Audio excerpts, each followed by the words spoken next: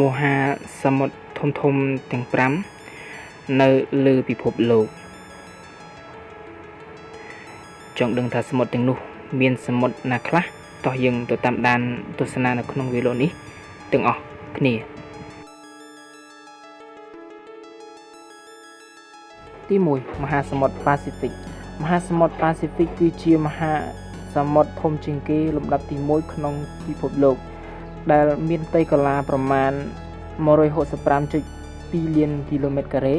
ជម្រៅដែលជ្រៅជាងគេក្នុងសមុទ្រនេះគឺ 10,022 ម៉ែត្រហើយសមុទ្រនេះមានបរិមាណទឹក 110 លានគីឡូម៉ែត្រគូបមហាសមុទ្រនេះគ្របដណ្ដប់ 30% នៃផ្ទៃផែនដីនិងមានបរិមាណស្មើនឹង 30% ទី2មហាសមុទ្រអាត្លង់តិកមហាសមុទ្រអាត្លង់តិកគឺជាមហាអំណាចធំជាងគេលំដាប់ទី2ក្នុងពិភពលោកដែលមានផ្ទៃក្រឡា 106.5 លានគីឡូម៉ែត្រការ៉េកន្លែងដែលជ្រៅជាងគេនៃមហាសមុទ្រនេះមានជម្រៅ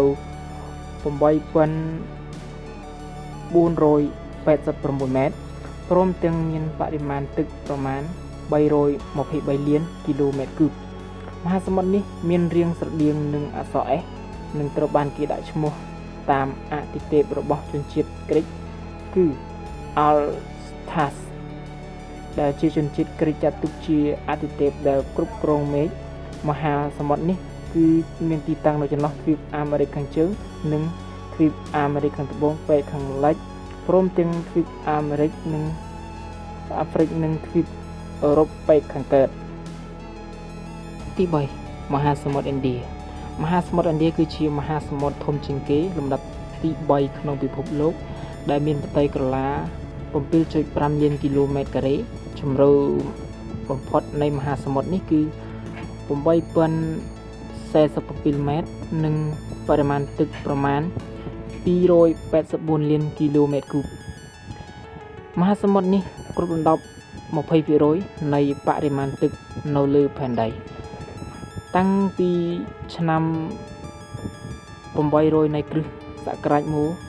មហាសមុទ្រឥណ្ឌាគឺជាផ្លូវទឹកដ៏សំខាន់ក្នុងការធ្វើពាណិជ្ជកម្មនិងមហាសមុទ្រឥណ្ឌាមានទីតាំងជាប់នឹងទ្វីបអាស៊ីប៉ែកខាងជើង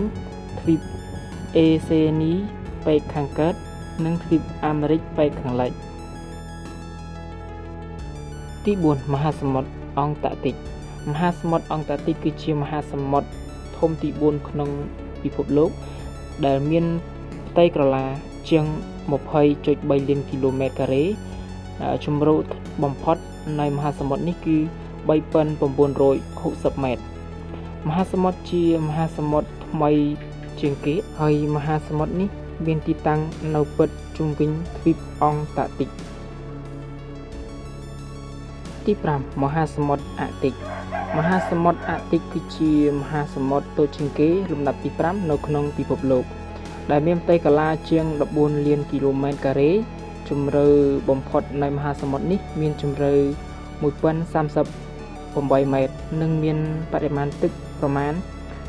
18.07 លានគីឡូម៉ែត្រគូបមហាសមុទ្រនេះគឺជាមហាសមុទ្រដែលត្រជាក់ជាងគេនិងមានបរិមាណអំបិលតិចតួចជាងគេមហាសមុទ្រនេះមានទំហំប្រហាក់ប្រហែលនឹងសមុទ្ររុស្ស៊ី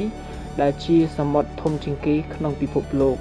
មហាសមុទ្រនេះមានទីតាំងនៅប៉ូលខាងជើងសូមអរគុណសម្រាប់ការទស្សនាវីដេអូនេះតាំងពីដើមរហូតដល់ចប់